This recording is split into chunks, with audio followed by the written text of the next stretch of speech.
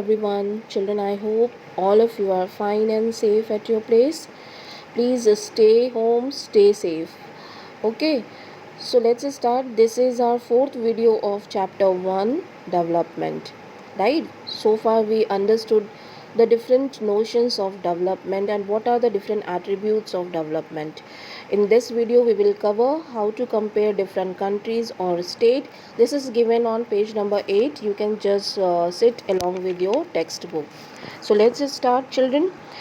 Here, first question comes: when we compare different things, they could have similarities as well as differences, right? We already understood so many things and different case studies, and so the question is, how do we compare countries now?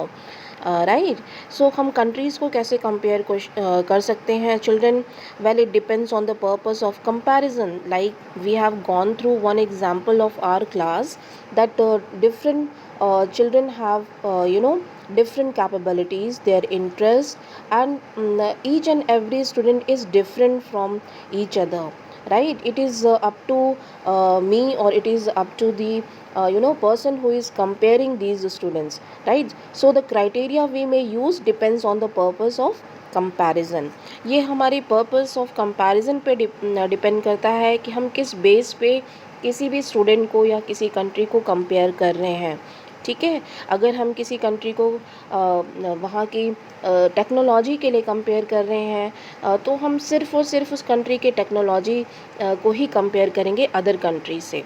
Understand? So it is depend on the purpose of comparison. For example, we have learned on page number 8 first paragraph where we've gone through जैसे कि एक class teacher है, अगर उसको किसी बच्चे को select करना है क्विज़ कंपटीशन के लिए, तो ऑब्वियसली वो किसी एक इंटेलिजेंट स्टूडेंट को सेलेक्ट करेगी, किसी स्पोर्ट्स पर्सन को नहीं सेलेक्ट कर सकती, क्योंकि जो स्पोर्ट्स स्टूडेंट होगा उसको स्पोर्ट्स की उसकी फ़िज़िकल कैपेबिलिटी अच्छी होगी, उसको स्पोर्ट्स की नॉलेज होगी, ना कि किसी पर्टिकुलर सब्जेक्ट की. इसी तरीके से मैं किसी इंटेलिजेंट स्टूडेंट को स्पोर्ट्स के लिए नहीं भेज सकती कि वो जाके कोई गेम या कोई स्पोर्ट्स खेले, और जबकि वो एक पढ़ाई में अच्छा स्टूडेंट है. ठीक है, तो basically it is depend on the purpose of comparison, right? For comparing countries, their income is considered to be one of the most important attribute, right? So we have already gone through, children, कि किसी भी country को compare करने के लिए सबसे पहला important attribute या criteria जो है वो इनकम को माना जाता है. ऑब्वियसली हम सब अपनी फैमिली में भी कंपेयर करते हैं, तो हम ये सबसे पहले किसी की भी प्रोग्रेस को जज करते हैं तो उसकी इनकम से करते हैं, राइट? तो ये सबसे पहला इम्पॉर्टेंट कैरेक्टरिस्टिक है जिस कंपैरिजन के लिए. Okay, but it is not the exact criteria, right? So what are the limitations of of the income, that we will understand, because more income means more things that human can buy. That means here अगर किसी भी country की income अच्छी है तो obviously वहाँ के लोग प्रॉस्परस होंगे, एक कंफर्टेबल लाइफ, एक क्वालिटी ऑफ लाइफ स्पेंड करेंगे, उनकी स्टैंडर्ड ऑफ लिविंग अच्छी होगी, और they can purchase all the things which are required for their progress. Understand? तो इसीलिए किसी भी कंट्री की इनकम या किसी भी इंडिविजुअल की इनकम को फर्स्ट एट्रीब्यूट ऑफ कंपैरिजन माना जाता है, right? That is the main point here. For comparison, income is the most important attribute. I think you are getting, all of you. Children, you can see, for comparing countries, their income is considered to be one of the most important attribute, right? That we have already gone through. Why? Because greater income an important national goal of development. Countries with high income are more developed than others with less income. Obviously, जैसे कि western countries का मैंने map में आपको show किया कि they are considered more developed countries because they are having higher income, and that is why the people there are getting high income, and due to that they are leading good quality life. More income means more of all things that human beings need. whatever people may like and should have, they will be able to get with greater income, right? So as we have already discussed, जितनी ज़्यादा हमारी income होगी उतने ही ज़्यादा हम अपनी comforts को increase कर सकते हैं, अपनी क्वालिटी ऑफ लाइफ को अच्छा कर सकते हैं, ठीक है? So that is the main thing. Now, children, if we will see, look at the book, second last paragraph, you will understand what is average income. You know, what is the total income of a country. अगर मैं कहती हूँ कि किसी भी country की total income जो है वो ज़्यादा है और इसीलिए वो डेवलप्ड है, तो दैट विल बी रॉन्ग. ये करेक्ट नहीं होगा कहना. क्यों? क्योंकि व्हाट इज़ टोटल इनकम, पहले हम ये देख लेते हैं students. So the income of all the residents of the country, एक कंट्री में रहने वाले जितने भी लोग हैं, right, they are the income of the all the residents of the country is called as the total income of a country. ठीक है, this gives us the total income of a country. यानी कि एक country में रहने वाले जितने भी लोग हैं वो हमें टोटल इनकम देते हैं इस कंट्री में जितनी भी इनकम होती है. Understand, but for the comparison between the countries, total income is not such an useful or exact way to measure. अगर हम countries की बात कर रहे हैं comparison के लिए, तो हम सिर्फ total income को ही एक exact measurement का criteria नहीं मान सकते, right? It is not an useful or exact way to measure the country's progress. Okay, because countries have different population, क्योंकि हर कंट्री की पॉपुलेशन डिफरेंट होती है, उनका साइज़ डिफरेंट होता है, उनके रिसोर्सेज डिफरेंट होते हैं, ठीक है, उनके ह्यूमन रिसोर्सेज डिफरेंट होते हैं. So only comparing total income will not tell us what an average person is likely to earn. ठीक है, हाँ, इससे हमें एग्जैक्ट जो है वो इंफॉर्मेशन नहीं मिलती. Understand? So are people in one country is better off than the others in another country? So this question comes कि क्या जो लोग हैं उस कंट्री के मे भी कुछ लोग ऐसे हैं जो अर्न नहीं करते हों या कम अर्न करते हों, ठीक है, वो इन्फॉर्मेशन हमें एवरेज टोटल इनकम से नहीं मिलती. इसकी इन्फॉर्मेशन हमें एवरेज इनकम से मिल सकती है. That is why we compare, instead of total income we take average income. Okay, now question comes, what is average income? So children, it is written here, average income is also called as per capita income. Per capita income is we can get while dividing the total income of the country. ठीक है, जो total income हमने पहले find out की थी उसको हम total population से डिवाइड कर देते हैं, then we will get the per capita income of particular country. It is considered as the average income. Okay, जो हमारी एक मीन इनकम है किसी कंट्री की, वो इन्फॉर्मेशन हमें यहाँ से मिल जाती है and it will be easy to compare on the basis of per capita income. Okay, we get average income. It is called as per capita income. That means per person income. हर एक व्यक्ति की कितनी income है, हर individual की income को ये calculate करता है. We can understand with the help of an example. Like in a particular country there are 1000 resident. अगर एक किसी कंट्री में 1000 residents रहते हैं और हर एक रेजिडेंट की एक पर्सन की जो इनकम है वो 100 रुपीज़ है, तो you can just divide the total income of the resident, okay, divided by the total population. So in this way you will get the information कि what is the per capita income of that particular country. Okay, now look at the slide here. Children, per capita income is total national income of a country will be divided by total population of the country. Next information it is given on next paragraph. According to the World Development Report, okay, this data is taken from the World Bank. ये जो data है ये world bank से लिया गया है and they use this criteria, यानी जो वर्ल्ड बैंक है they use this criteria that is per capita income to compare countries. Okay, ये पर कैपिटा इनकम पर एनम के अकॉर्डिंग उन्होंने कंपैरिजन करने के लिए इस डेटा को यूज़ किया है, कंट्रीज़ को कंपैरिजन करने के लिए, और to classify countries into developed, developing or undeveloped countries. Okay, so in your book I think it is given according to year 2012. This data is according to 2012, given by World Development Report.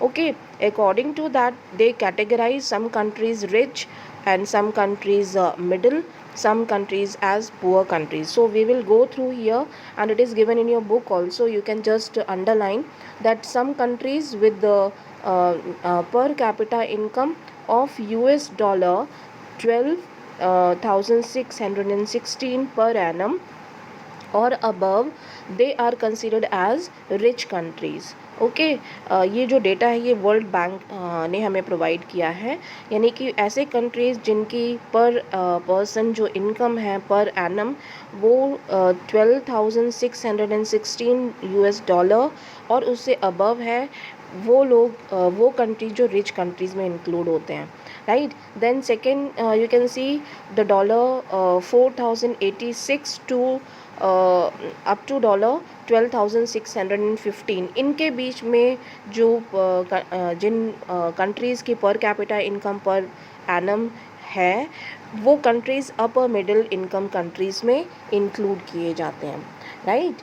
And low middle income countries, those who are getting approximately 4,086 per capita income, ठीक है, per annum to 1,036 US dollar, they will be included as low middle income countries. यहाँ पे 5 जो है वो 2 बार print हो गया है स्टूडेंट्स, 40,855 दिखा रहा है, तो वहाँ पे सिर्फ एक 5 होगा. प्लीज़ इसको आप कट कर देंगे, दिस वन, ठीक है, यहाँ पे सिंगल 5 आएगा.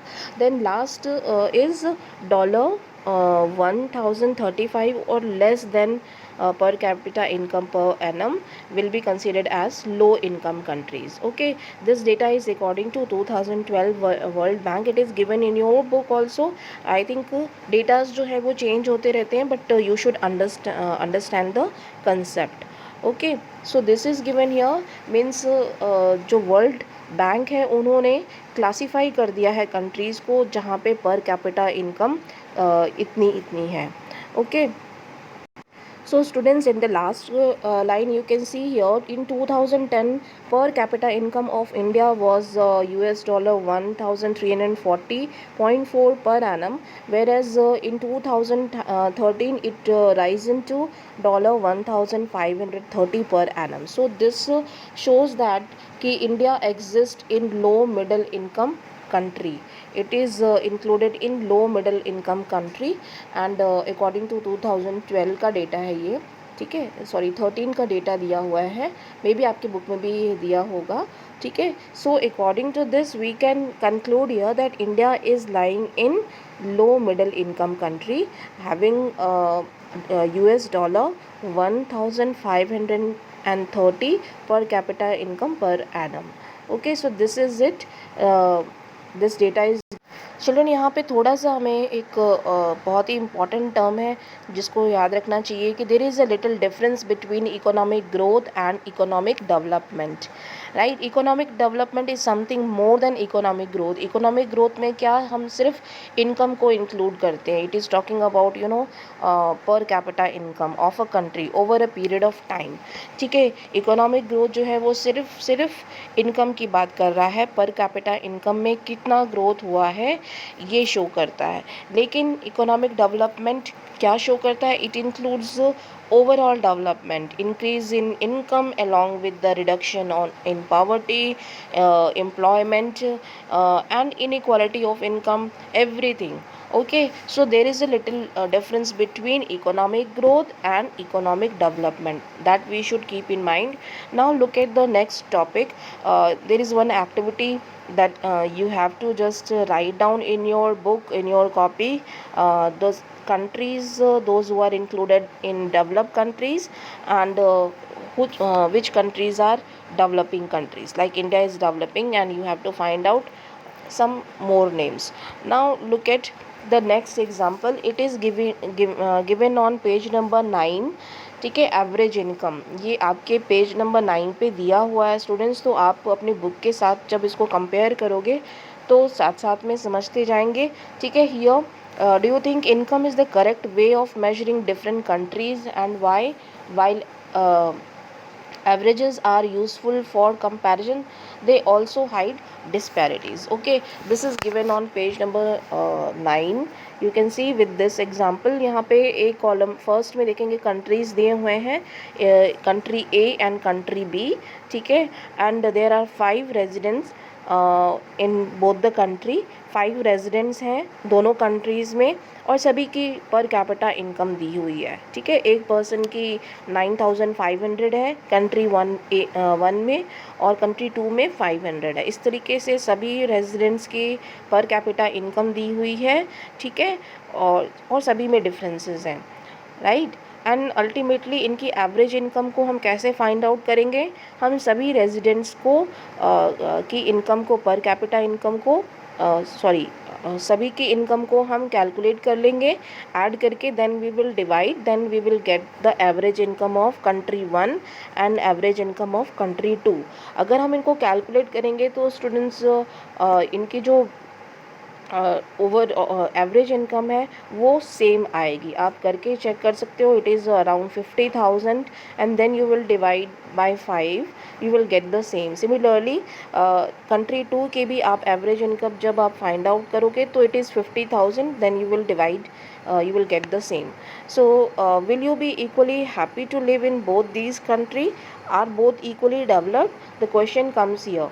ओके, सो चिल्ड्रन, इफ हमने कंपेयर किया यहाँ पे दोनों ही कंट्री में 5 रेजिडेंट्स रहते हैं और दोनों ही कंट्री की एवरेज इनकम भी सेम आ रही है, बट दोनों की जो पर कैपिटा इनकम है उनमें बहुत ही डिफरेंस है, ठीक है।